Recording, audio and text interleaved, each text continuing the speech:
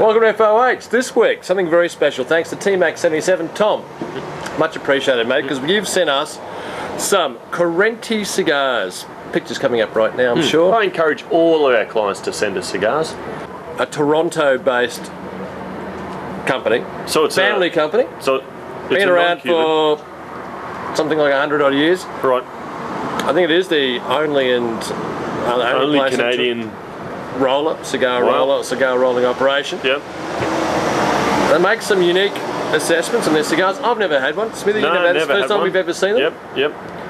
And this is part of their, if you look at my notes here, this is what they call their anniversary series, I understand. Anniversary edition. Anniversary edition. Conrad, what do you think so far of the construction? El Presidente. Look, it feels pretty good. Not the nicest wrapper in the world. It's quite a rustic wrapper. It is rustic. It's I'd say authentic. Do we know? I'm assuming that I'm going to tell you. I'm going to tell you where it's from. Okay. We'll get into it a bit before you. No. We're going to go through. I was going to say I didn't. Where's this tobacco from? Yeah, I was going to say I don't know. You ever seen a wrapper like this?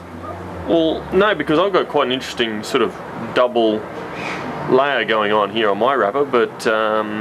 No, mate. Are they from the plains of Canada? The fields of Canadian Puros? Canadian Puros? No, they're not Canadian Puros. But I'm interested to see exactly how this cigar pans, because I've heard some good things. Yep. And I know a lot of our members in FAH have gone through the showroom factory, and obviously a lot of passion goes into this. Yep. So let's give some due respect and have a good look through it. Draw? Yeah, not easy bad. Draw? Yep, nice. Yep. Clean tobacco taste? Yeah, it's that beautiful toasted tobacco smell. Yeah. Can you pick where it's from? There's a honey sweetness on the. Yeah, there is. Give me a chance. Give me a chance. He's just cheated by looking it up. But I'll suss it. It's nice to be able to read it up. I'll suss it out. I'm looking forward. Smithy, we'll just go through our opening thoughts on the cigars. You're smoking the Robusto. I've got the Robusto. And I'm smoking the Churchill number 2. Churchill number 2, right. Which is 6.5 inch by 52 ring gauge. Now, they say that the blends are very much the same across their lines. Anything that really changes the wrapper from a Maduro to, I assume it's a Colorado Claro or Claro. But, so, what are you getting? Well, it's gone straight into mild. It's built just a touch in the last couple of draws. That sweetness that I mentioned on the draws, the dry draws still there, and just a touch of coffee.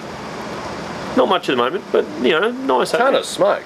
I'm getting that sweetness. I'm getting a little touch of coffee. A little bit of a menthol note through it. Just a little bit of a menthol note, which doesn't put me off. Actually, reminds me a little bit of younger La Gloria Cabana number 2s, which have that little bit of a menthol note. You say it's a Canadian rolled cigar. A Torontarian rolled cigar. Torontarian. Wherever? No, I've got no idea. Can it be, if you're asking me to suss out what the tobacco is? They import the tobacco. They import the tobacco. Yes. So, I'm not thinking it's Cuban, but can they import a Cuban? Because you can fly Cuba directly does from export tobacco to Germany and Spain. There's no reason, I assume, they can't export it to Canada. Right. It's not generally their top end leaf at all. I mean, they grade the tobacco for sure, like everything else, and they're pretty sensible. I mean, there's no real reason for you to export your top end leaf to anywhere. But they're generally not a puro, so they never export wrappers. Yep. To begin with, they never do a wrapper. Yeah. But they do export some, and you wouldn't perceive this. I mean, I don't perceive this as being a Cuban wrapper. Yeah, no. I mean, I've never seen a Cuban wrapper like this. No. Certainly has a sweetness there. Almost like it's been fermented with a Bethune type. A Bethune. And I've seen this done in Ecuador and certainly Honduras. During the fermentation process, they use a sugar and water spray mix. They basically spray the bales, and it just develops that little bit of sweetness. Yeah, fair enough. I can see that. Yep. What was I going to? You tell me your thoughts on your first third.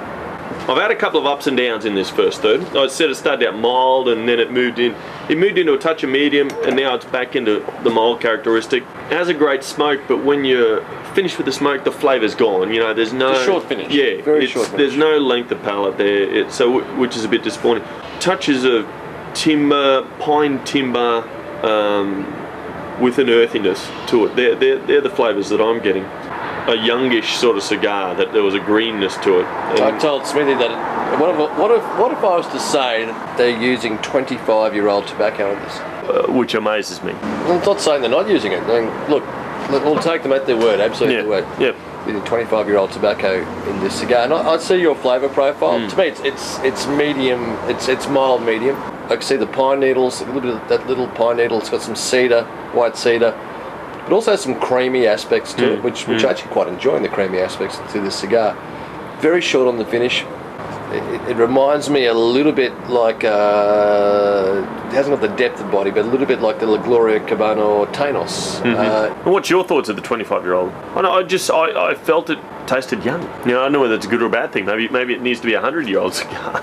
You know, maybe it's got another 50 years left in it. Look, I've plenty of aged cigars in my time, and look, they can surprise you. There's no such thing as saying an aged cigar needs to follow a certain profile. True. Yeah, if I was starting, if it was Correnti Cigars or Rob Ayala Cigars or whatever it is, and I've got a small little place in Toronto or Brisbane, I'm rolling my own cigars, or I've got rollers with me, and I'm very proud of my blend and my history and what I'm doing.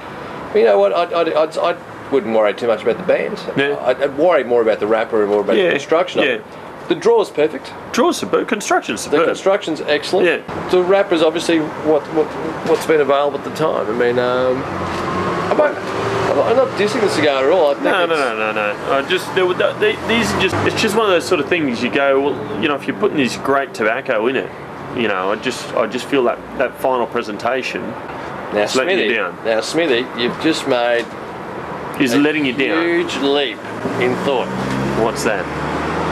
Just because it's 25-year tobacco doesn't make it great tobacco. No, but you've at least gone the hard yards of saving it. So why not just go that extra minute and find a decent wrapper? Well, as I said, well, this might be the best ones. But sandpaper, a bit toothy on there. I got varicose veins on mine, I'm sure. Has it got a bit deeper in profile? I wouldn't go deeper or heavier or darker or brooding. I'd say it's remained pretty much the same. You know, if anything, you know, that creaminess is probably a bit stronger. Not rocking my world at the moment. I'm struggling. Mine's got a bit strong. I'm getting a bit, certainly medium bodied now, which is lovely chunks. Pine needles certainly there. Cream, bit of charcoal's come through. Good, not great, by any stretch of the imagination. Yeah. I enjoy this. It's straight down the hall. We're having a great conversation about Reds rugby and what about the ditching over the top? No. It's a good cigar. There's no complaints. What would you pay for it?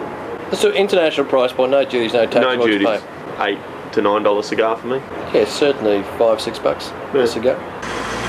I'm just missing the depth of flavour. Yeah, there's that one more element. It's actually improved quite a. I'm enjoying this back. The final third, Rob. There, it's moved from mild up to medium. I'm getting touches of roasted peanuts and a chocolate sweetness to it that I'm quite enjoying it. Agreed. I will say I wasn't that fussed on the first 2/3, but this back third's impressed me quite a lot. Yeah. Now, what the back third they could achieve for the first 2/3 would be just spot on. I just wish the back third was the same as the first 2/3. Can we start it the other way around? Because it's now got a depth of flavour, which I think you got to have. Yeah. It's got some nougat aspects in there. I can see where you're coming from. The peanut nougat, cream, the whole thing. I like it. I like this last third. See, this last third's an 88 cigar for me. Yeah, well, I was going to say 87. Yeah, but prior to it, I was looking at 84, 85 cigar. This last cigar, so now we go through the middle, so 86. Yeah, 86. Yeah, and 87, 88 for the. Yeah, 88. Now, what if I was to tell you, Smithy? I've already told you that the cigar. Oh, I hadn't picked the country. Pick the country. My initial thought was Costa Rica. I was going out on a limb, but I'll come back to Nicaraguan. What if I was to say it was Canadian. 25-year age tobacco. Yep. Cuban. Really? Well, don't buy aged Cuban tobacco, I say. The filler, you wouldn't have picked it as being Cuban. No. Until this last bit. The last half. You could almost see the Cubanesque qualities to it. that roasted peanut.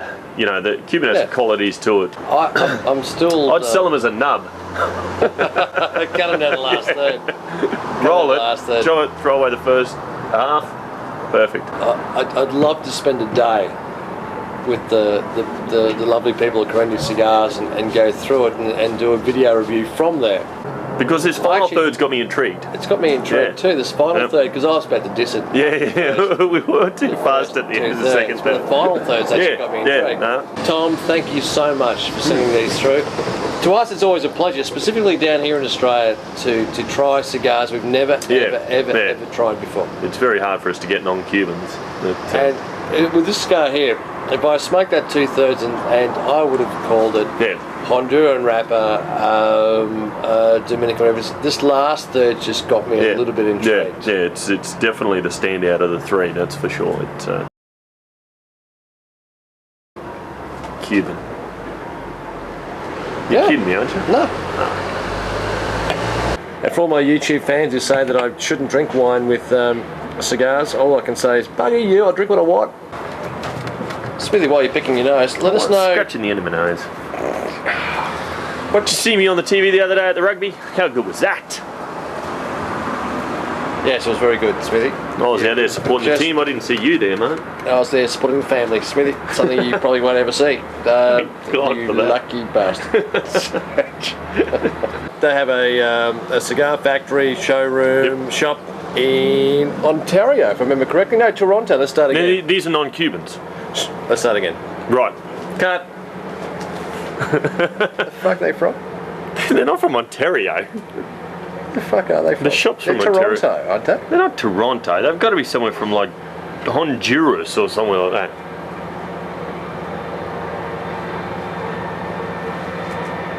Toronto. Okay. Ready? I thought that was Toronto. Why did I say Ontario? Because I'm an idiot. Next. Start again. Well, are they, the showroom's in Toronto, or they are made? That's just part of this whole break. Start again. And you have to cut that fucking whole thing out, right? Oh, this is going to be bad. I just know it's going to be bad.